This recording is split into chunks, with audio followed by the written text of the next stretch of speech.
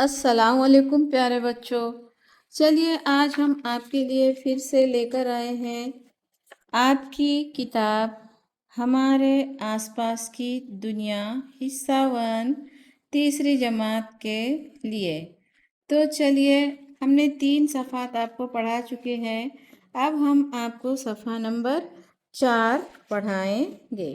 چلیے نکالیے صفحہ نمبر 4 اور اب آپ انگلی رکھ کر پڑھیے۔ ہم آپ کو پڑھنا سکھا رہے ہیں، سیکھیے۔ آؤ مشاہدہ کریں۔ نیچے دی ہوئی تصویروں کا مشاہدہ کرو اور چوکوں میں مٹی کا رنگ لکھو۔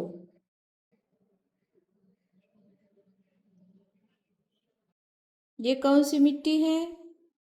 لال مٹی۔ یہ کون سی مٹی ہے؟ کالی مٹی۔ یہ کون سی مٹی ہے؟ سفید مٹی۔ چلیے یہاں پر 3 خانوں میں آپ نام لکھیے۔ آؤ سمجھیں، کیا کریں؟ پانی کفایت شعاری سے استعمال کریں۔ کیا نہ کریں؟ پانی نہ گرائیں۔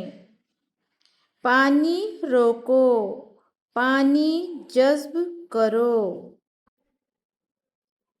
پانی گندا آلودہ نہ کریں۔ درخت لگاؤ، صاف ہوا پاؤ۔ درختوں کو نہ کاٹیں۔ درخت لگاؤ، مٹی روکو۔ ہوا کو گندا یعنی آلودہ نہ کریں۔ آج اسکول میں مٹی کی چیزیں بنانے کا ورکشاپ تھا۔ چیزیں بنانے والی معلمہ اور تیسری جماعت کے بچے ڈرائنگ کلاس میں جمع ہوئے۔ معلمہ انہیں ہدایتیں دے رہی تھیں۔ ورکشاپ میں شامل بچے ان کی ہدایت کے مطابق عمل کر رہے تھے۔ معلمہ: آؤ سب بچے تھوڑا تھوڑا پانی ڈال کر مٹی کے گولے بنائیں۔ مٹی کو ہاتھ میں لینے پر کیسا محسوس ہوا؟ ردا: مٹی نرم اور چکنی ہے۔ معلمہ: صحیح۔ ہم کون کون سی مٹی سے چیزیں بناتے ہیں؟ اب آئیے پیج نمبر 5 پر۔ دیکھیے اس طرح سے معلمہ مٹی لے کر بیٹھی ہیں، سب بچے اپنی پسند کی چیزیں اپنے کو جو بنانا آتا ہے وہ بنا رہے ہیں۔ یہ آپ کی کتاب میں صفحہ نمبر 5 پر ہے۔ چلیے پڑھیے۔ انور: لال مٹی، کالی مٹی، راکھ کے رنگ کی خاکستری مٹی۔ بالکل، معلمہ نے کہا بالکل صحیح، ہمارے یہاں الگ الگ رنگوں کی مٹی پائی جاتی ہے۔ مٹی میں بہت سارے چھوٹے بڑے ذرات ہوتے ہیں۔ مٹی کے ذرات کی جسامت کے لحاظ سے انہیں چکنی مٹی، رسوبی مٹی اور ریت کہا جاتا ہے۔ مٹی میں ذرات کے تناسب کے لحاظ سے اس کی بناوٹ کا تعین ہوتا ہے۔ بعض قسم کی مٹی باریک اور نرم ہوتی ہے تو بعض قسم کی مٹی بڑی اور मोटी होती है। मौल्लमा ने कहा, हम पानी जमा करने के लिए बर्तनों का इस्तेमाल करते हैं। तमाम बच्चे, जी टीचर। मौल्लमा, वह बर्तन किस चीज़ से बने होते हैं? ज़ीशान ने कहा, मिट्टी और धात से। मौल्लमा, बिल्कुल सही। मिट्टी से मुख्तलिफ चीज़ें बनाई जाती हैं। क्या तुमने वह चीज़ें देखी हैं? तो प्यारे बच्चों, यहाँ पर ज़ीशान ने जवाब दिया कि मिट्टी और धात से। तो मिट्टी तो आपको मालूम है। धात बताइए आप, धात किसे कहते हैं? चलिए, धात कौन कौन सी होती है? लोहा, पीतल, तांबा, स्टील, ये सोना, चांदी, ये धातें होती हैं। चलिए आगे बढ़िए। मौल्लमा ने कहा, बिल्कुल सही।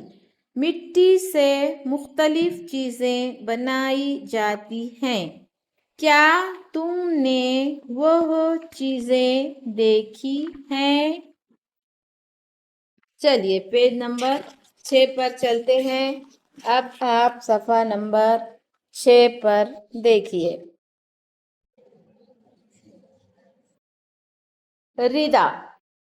रिदा ने कहा, जी मैंने देखी हैं।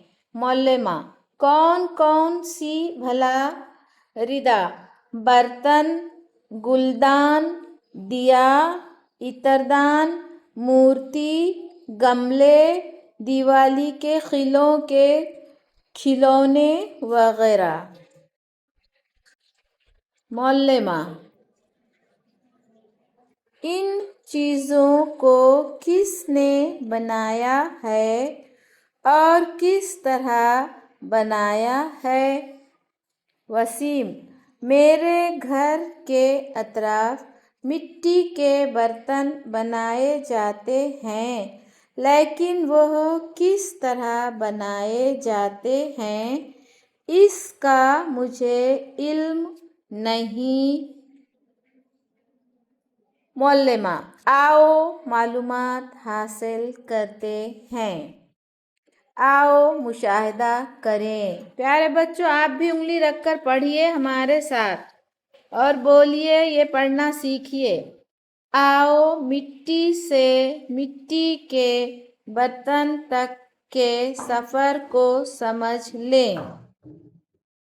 देखिए, ये कुम्हार अपनी गाड़ी में लाल मिट्टी भरकर लिए जा रहा है। मिट्टी का काम करने वाले पहले उम्दा मिट्टी हासिल करते हैं।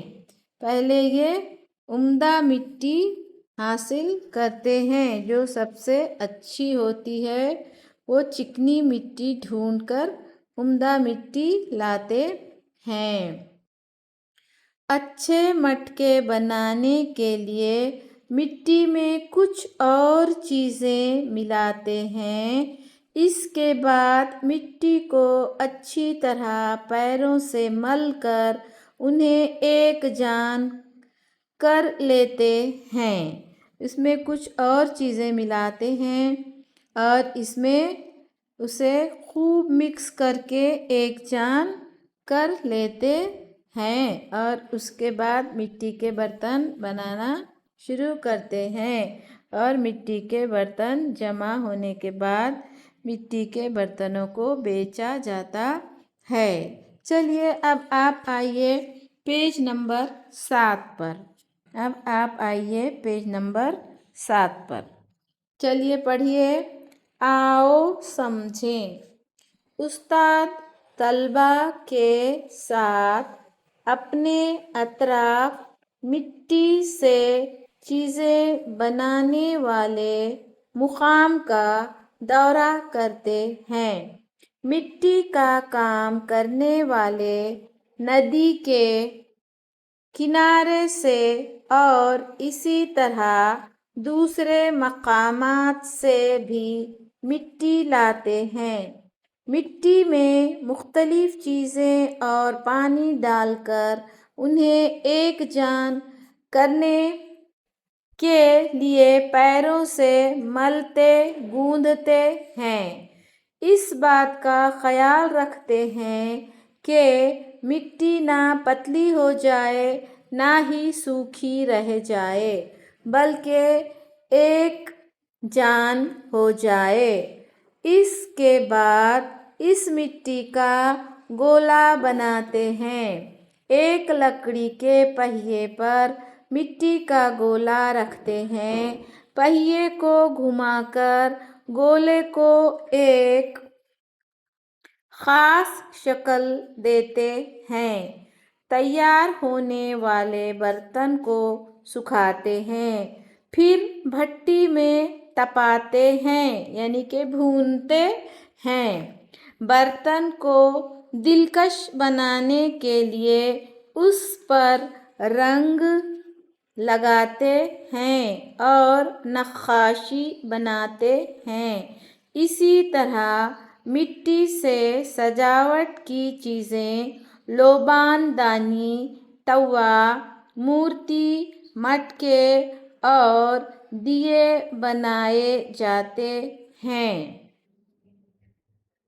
بتاؤ تو بھلا مٹی کے برتن کس کام کے لیے استعمال ہوتے ہیں؟ مٹی کا کام کرنے والے کون کون سی قسم کی چیزیں بناتے ہیں؟ مٹی کے برتنوں کو کیوں تپایا جاتا ہے؟ نیچے دیے ہوئے چوکون میں مٹی کی چند ایسی چیزوں کی تصویریں بناؤ جو تم نے مٹی کا کام کرنے والے کے یہاں دیکھی ہیں۔ چلیے آپ کو یہاں پر خانہ دیا گیا ہے، خالی خانہ، اس پر آپ مٹی کے برتنوں کی تصاویر بنائیے۔ چلیے اب آپ صفحہ نمبر 8 پر آئیے۔ دیکھیے یہ ہے آپ کا صفحہ نمبر 8۔ یہاں پر بچے مٹی سے کھلونے تیار کر رہے ہیں، اسے رنگ رہے ہیں، اور اس کے بعد یہاں پر بھی بچے کھلونوں پر کلر کر رہے ہیں، اسے رنگا رہے ہیں، اور اس کے بعد یہاں پر بھی بچے مٹی کے برتنوں کو رنگ رہے ہیں۔ چلیے پڑھیے۔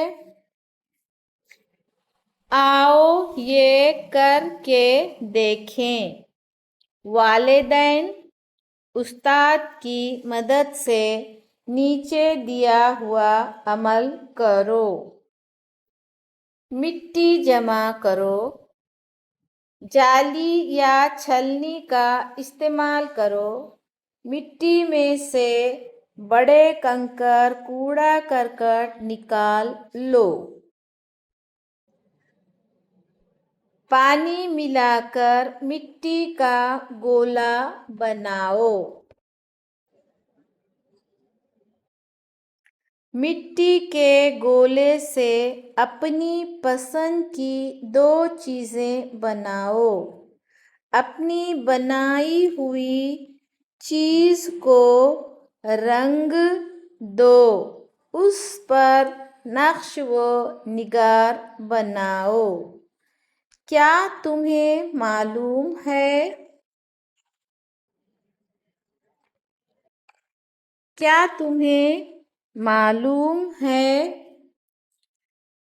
تم نے مختلف تصویروں میں چیتے کے جسم پر، چتے یا شیر کے جسم پر پٹے اور مور کے پھیلے ہوئے پنکھوں کو دیکھا ہوگا۔ قدرت میں ایسی کئی چیزیں ہیں جنہیں دیکھ کر نقاشی کا خیال آتا ہے۔ قدرت میں جگہ جگہ نقش و نگار پائے جاتے ہیں۔ اب وہ چیتے کے جسم پر ہوں یا مور کے پنکھوں پر، فنکار مٹکے پر جو تصویریں بناتے ہیں ان کا خیال قدرت ہی سے آتا ہے۔ قدرتی شکلوں اور رنگوں کا مشاہدہ کر کے نقش و نگار بنائے جا سکتے ہیں۔ تو چلیے اب آپ صفحہ نمبر 9 پر آئیے اور دیکھیے۔ آؤ مشاہدہ کریں۔ یہ ہے پانی کا چکر، یہ ہے پانی کا چکر۔ تو چلیے پانی کس طرح سے اپنا گول چکر چلاتا ہے، پانی کا چکر، پانی کا پہیہ کس طرح سے گھومتا ہے، دیکھیے۔ آؤ سمجھیں۔ بڑے آبی ذخائر یا سمندر میں جمع ہونے والے پانی پر حرارت کا اثر ہوتا ہے۔ پانی کی کچھ مقدار بخارات بھاپ میں تبدیل ہو جاتی ہے۔ بخارات کا درجہ حرارت اس کے آس پاس کی ہوا سے زیادہ ہوتا ہے، اس وجہ سے وہ ہلکے ہوتے ہیں۔ نتیجہ یہ ہوتا ہے کہ بخارات اوپر کی جانب اٹھنے لگتے ہیں اور اسی سمت میں زیادہ اونچائی تک جاتے ہیں۔ اونچائی پر ہوا ٹھنڈی ہوتی ہے۔ آسمان میں بخارات کے بادل بن جاتے ہیں۔ ہوا کے بہنے کی وجہ سے بادل بھی بہتے جاتے ہیں۔ ان بادلوں کو پہاڑ روک لیتے ہیں۔ تب ان بادلوں کا پانی بارش کی شکل میں زمین پر آتا ہے۔ ڈھلان پر سے بہتے ہوئے دھارا جھرنا ندی کی شکل میں یہ پانی سمندر سے جا ملتا ہے۔ اس طرح سمندر سے شروع ہونے والا پانی کا سفر سمندر میں آ کر مکمل ہوتا ہے۔ اسے آبی چکر کہتے ہیں۔ تو پیارے بچوں، یہ ہے آبی چکر۔ آبی چکر کا سفر ہمیشہ جاری رہتا ہے۔ تو آپ کو یہ ہم تھوڑا سا مختصر سا سمجھا دیں کہ پیارے بچوں، سورج کی روشنی سے ندی، نالے، سمندر، دریا اور زمین پر کا پانی بھاپ بن کر ہوا میں اوپر اڑتا ہے، اور ہوا میں جب یہ اوپر جاتا ہے تو اوپر جا کر یہ ٹھنڈا ہوتا ہے اور یہ بادل کی شکل اختیار کر لیتا ہے۔ جب یہ بادل کی شکل اختیار کر لیتا ہے تو ہوا اسے ایک جگہ سے دوسری جگہ اڑا کر لے جاتی ہے، اور پھر وہاں پر یہ پانی برستا ہے، بادل سے بارش ہوتی ہے۔ تو اس طرح ہمارے ساری دنیا میں، ہمارے سارے زمین پر ہواؤں کی مدد سے، بادل کی وجہ سے بارش ہوتی ہے۔ تو یہ ہے آبی چکر۔ سورج کی گرمی سے سمندر کا پانی، سمندر، ندی، نالوں کا پانی بھاپ بن کر ہوا میں اوپر اڑتا ہے اور اس کے آبی بخارات اوپر جا کر ٹھنڈے ہوتے ہیں اور یہ بادل میں تبدیل ہو جاتے ہیں، بادل سے بارش ہوتی ہے۔ اس طریقے سے پھر یہ پانی سورج کے گرمی سے بھاپ میں تبدیل ہوتا ہے اور پھر بھاپ سے بادل بنتے ہیں، پھر بادل سے بارش ہوتی ہے۔ اس طرح پانی کا چکر یعنی آبی چکر چالو رہتا ہے، جاری رہتا ہے۔ تو چلیے بتاؤ تو بھلا آگے پڑھیے۔